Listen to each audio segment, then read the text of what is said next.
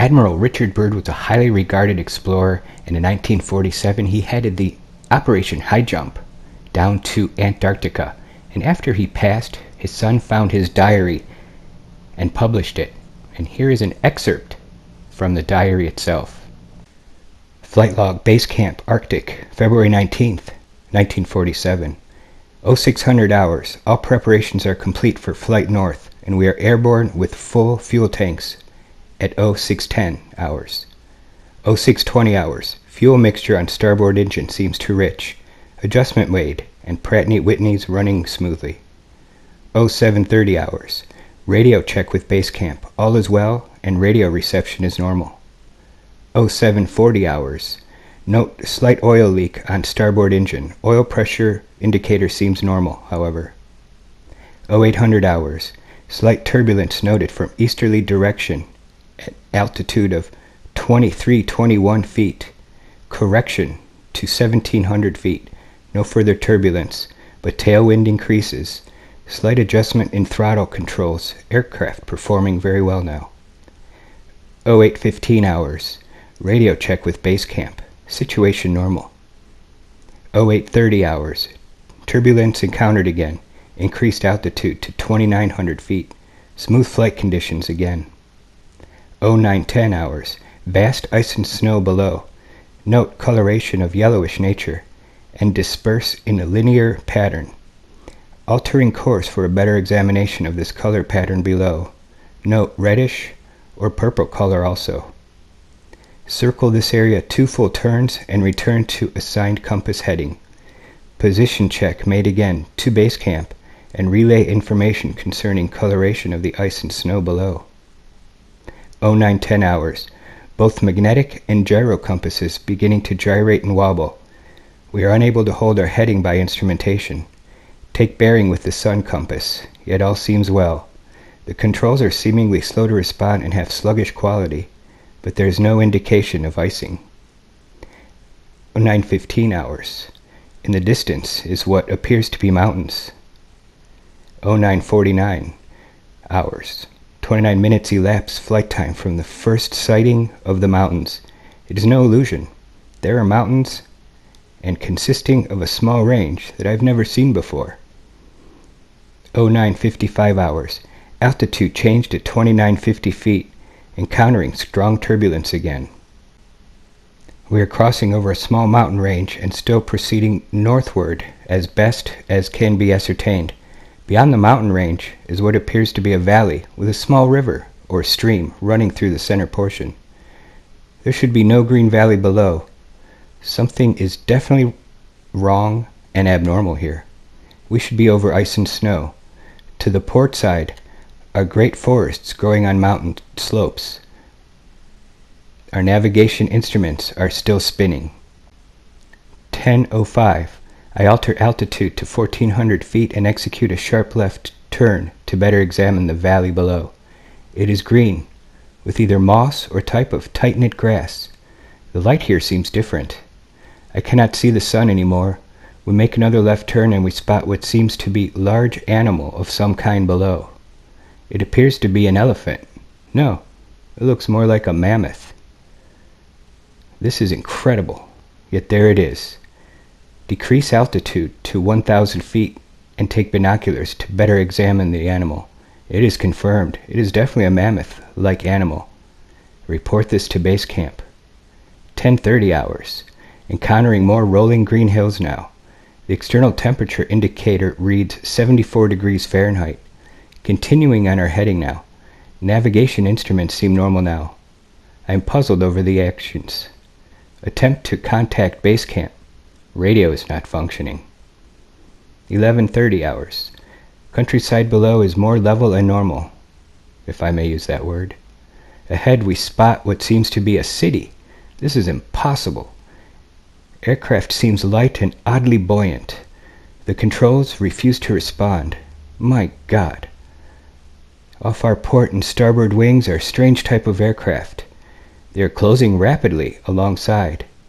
They are disc-shaped and have a radiant quality to them.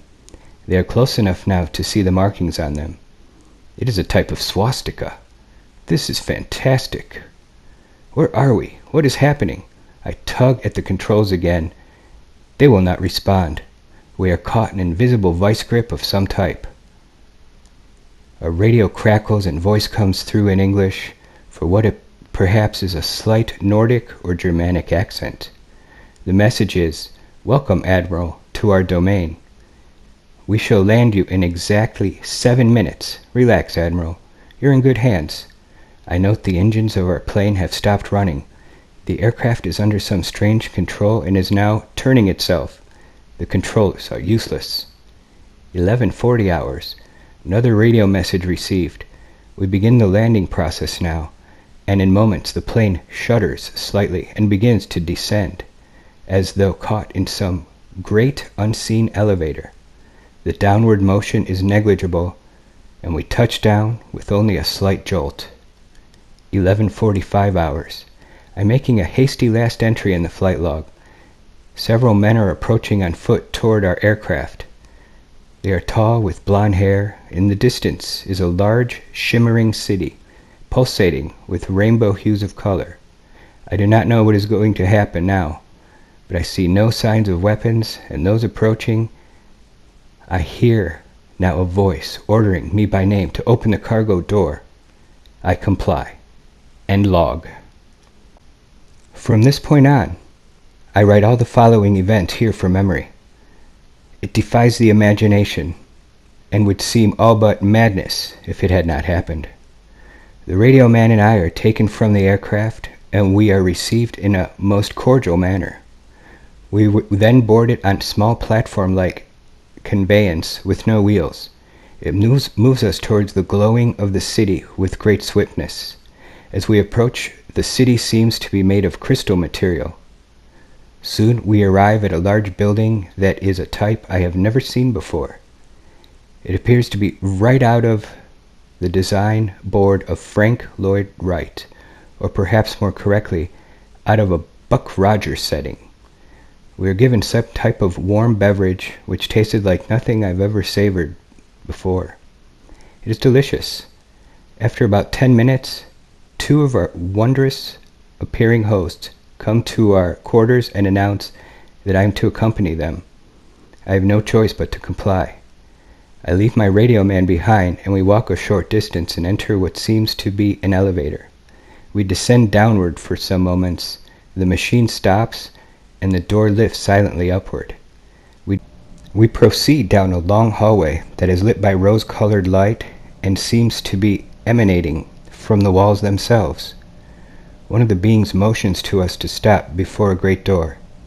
Over the door is an inscription that I cannot read. The great door slides noiselessly open, and I am beckoned to enter. One of my hosts speaks. "Have no fear, Admiral. You are to have an audience with the Master." "I bid you welcome to our domain, Admiral." I see a man with delicate features and with the etching of years upon his face. He is seated at a long table.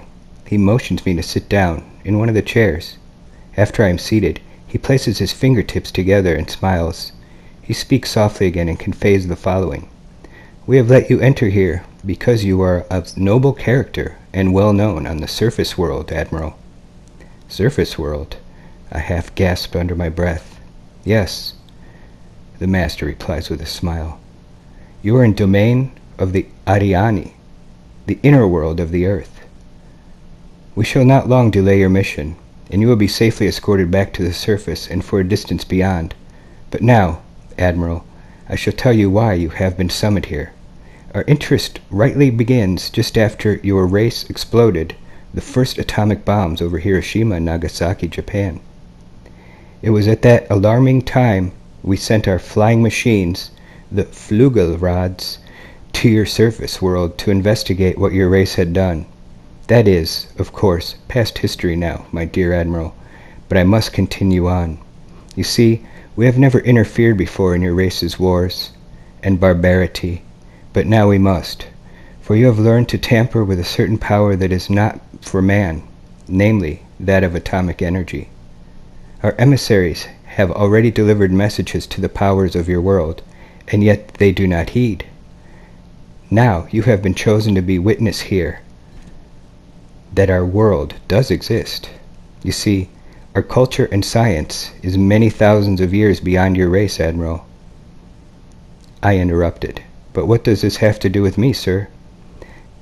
The master's eyes seemed to penetrate deeply into my mind, and after studying me for a few moments, he replied, "Your race has now reached the point of no return, for there are those among you who would destroy your very world rather than relinquish the power as they know it." I nodded, and the master continued, "In 1945 and afterward, we tried to contact your race, but our efforts were met with hostility. Our Flugelrods were fired upon. Yes, even pursued with malice and animosity by your fighter planes. So now, I say to you, my son, there is a great storm gathering in your world, a black fury that will not spend itself for many years. There will be no answers in your armies. There will be no safety in your science. It may rage on until every flower of your culture is trampled and all human things are leveled in vast chaos. Your recent war was only a prelude to what yet to come for your race. We here see it more clearly with each hour. Do you say I am mistaken?" Then he gestured with a lovely, slender hand, a motion of peace, and our meeting was truly ended. Quickly, we walked back through the great door of the master's chamber and once again entered into the elevator. The door slid silently downward, and we were once going upward. One of my hosts spoke again. "We must now make haste, Admiral, as the master desires to delay you no longer on your scheduled timetable, and you must return with this message to your race." I said nothing. All of this was almost beyond belief, and once again my thoughts were interrupted as we stopped. I entered the room and was again with my radio man. He had an anxious expression on his face. As I approached, I said, "It's all right, Howie. It's all right." The two beings motioned us toward the awaiting conveyance. We boarded and soon arrived back at the aircraft. The engines were idling and we were boarded immediately. The whole atmosphere seemed charged now with a certain air of urgency. After the cargo door was closed, the aircraft was immediately lifted by the unseen force until we reached an altitude of 2,700 feet. Two of the aircraft were alongside for some distance, guiding us on our return. I must state here, the airspeed indicator registered no reading, yet we were moving along at a very rapid rate. 2:15 hours, a radio message comes through. "We are leaving you now, Admiral. Your controls are free." We watched for a moment as the Flugelrods disappeared into the pale blue sky. The aircraft suddenly felt as though caught in a sharp downdraft for a moment. We quickly recovered her control. We do not speak for some time. Each man has his thoughts. Entry and flight log continues. 2:20 hours. We are again over a vast area of ice and snow and approximately 20 minutes from base camp. We radio them. They respond. We report all conditions normal. Normal. Base camp expresses relief at our re-established contact. We land smoothly at base camp. I have a mission. End log entries. March 11th, 1947. I have just attended a staff meeting at the Pentagon. I've stated fully my discovery and the message from the master.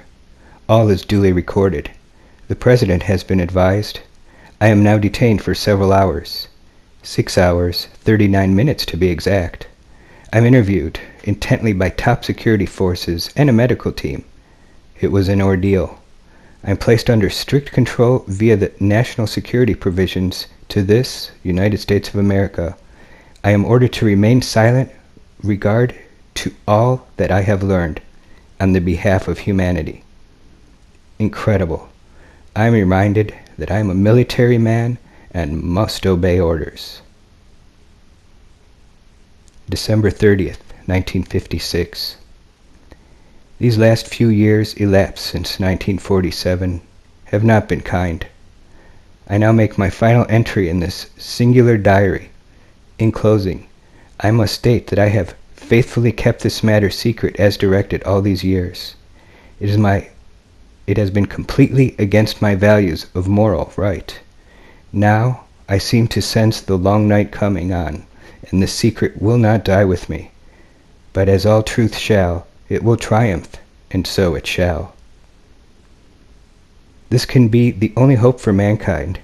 I have seen the truth, and it has quickened my spirit, and has set me free. I've done my duty towards the monstrous military-industrial complex. Now the long night begins to approach, but there shall be no end. Just as the long night of the Arctic ends, the brilliant sunshine of truth shall come again, and those who are of darkness shall fall in the light. For I have seen the land beyond the pole, that center of the great unknown. Admiral Richard Byrd, United States Navy, December 1956.